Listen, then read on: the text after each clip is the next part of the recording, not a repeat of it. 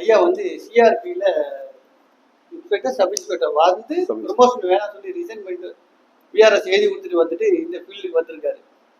இனிமேல் இந்த ஃபீல்டில் தொடருவார். எல்லாருக்கும் வணக்கம். நான் ஆக்சுவலாக இந்த பக்கம் வந்தது வந்து என் பேர் வந்துட்டு பி சிவகுமார். நான் சிஆர்பிஎஃப்ல இருந்து ரிட்டையர் ஆகிட்டு 16 இயர்ஸ் ஆச்சு. பிஆர்எஸ் வாங்கிட்டு வந்தேன். நான் ஆக்சுவலாக 2-3 நாளைக்கு முன்னே வந்துட்டு வேற ஏதோ ஒரு விஷயத்துக்காக திருச்சியில் ஒரு டாக்டர் கிட்ட பேசினேன். அவர் வந்துட்டு ஐயாவோட பேரை சொன்னார். அந்த 2 நாளுக்குள்ளே வந்துட்டு நான் இங்கே வந்து சேர்ந்துட்டேன்.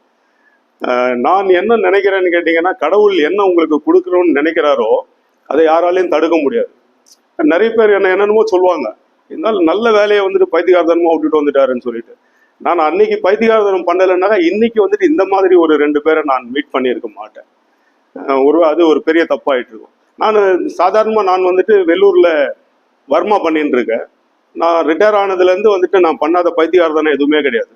நான் நிறைய பைத்தியகாரத்தனம் பண்ணியிருக்கேன். ஃபைனான்ஸ் பண்ணியிருக்கேன், எல்லாத்துலேயுமே லாஸ். டிரான்ஸ்போர்ட் பண்ணியிருக்கேன், ட்ராவல்ஸ் பண்ணியிருக்கிறேன், ரியல் எஸ்டேட் பண்ணியிருக்கேன், எல்லாமே பண்ணியிருக்கேன். எல்லாத்துலேயுமே லாஸ். ஆனால் லாஸ் ஆனதே எனக்கு தெரியாது. லாஸ் ஆன மாதிரி எனக்கு வெளியே யாருக்கும் கண்டுபிடிக்க முடியல. அதுக்கு காரணம் வந்துட்டு நோ கெயின் நோ லாஸ், அந்த மாதிரியே பிஸ்னஸ் பண்ணிட்டு இருந்திருக்கேன். இப்போ வர்மா வந்துட்டு 7-8 வருஷமா பண்ணிட்டு இருக்கேன். இதுலேயும் அதே கதி தான். எந்த பைசாவும் நான் சம்பாதிக்கல, ஆனால் மக்களை நிறைய சம்பாதிச்சிட்டோம். அதே மாதிரி தான் நான் நினைச்சேன், வர்மா மாதிரி தான் இருக்கும். ஏன்னு கேட்டிங்கன்னா, வர்மா வந்துட்டு ரொம்ப ரஃப் அண்ட் டஃப்பான ஒரு ட்ரீட்மெண்ட். குயிக்காக ட்ரீட் ஆகிடும், குயிக்காக வந்துட்டு ரிலீஃப் கிடைச்சிடும். பேஷண்ட் ரொம்ப ஹாப்பியாக போயிடுவாங்க. போகும்போது வந்துட்டு சார் இன்னைக்கு 1000 வருஷம் நல்லா இருக்கணும்னு சொல்லிட்டு போவாங்க. அந்த மாதிரி நினச்சி தான் நான் இங்கே வந்தேன். இங்கே வந்ததுக்கு அப்புறம் பார்த்தீங்கன்னாக்கா எனக்கு ஒன்றுமே தெரியல. நான் இதுக்கு முன்னே என்ன நினைச்சிருந்தேன்னு கேட்டிங்கன்னா, நான் எப்பவுமே கொஞ்சம் திமிராதான். போலீஸ்காரர் மிலிட்ரிக்காரெல்லாம் வந்து பார்த்தீங்கன்னா கொஞ்சம் திமிராதான் இருப்பாங்க. இது சாதாரணமாக எல்லாருக்கும் தெரிஞ்ச விஷயம்.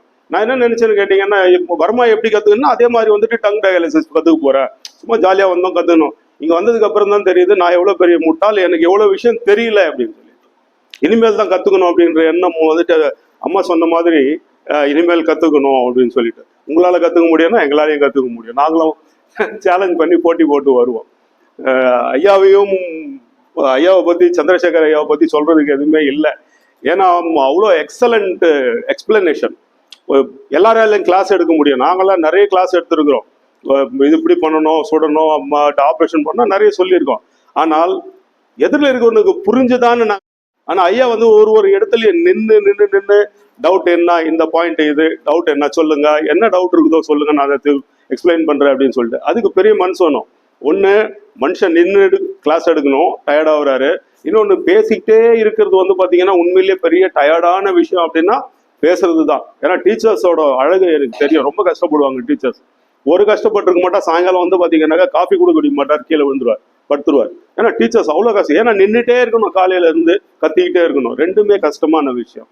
அதனால ஐயாவோட பொறுமை ரொம்ப பெரிய விஷயம்.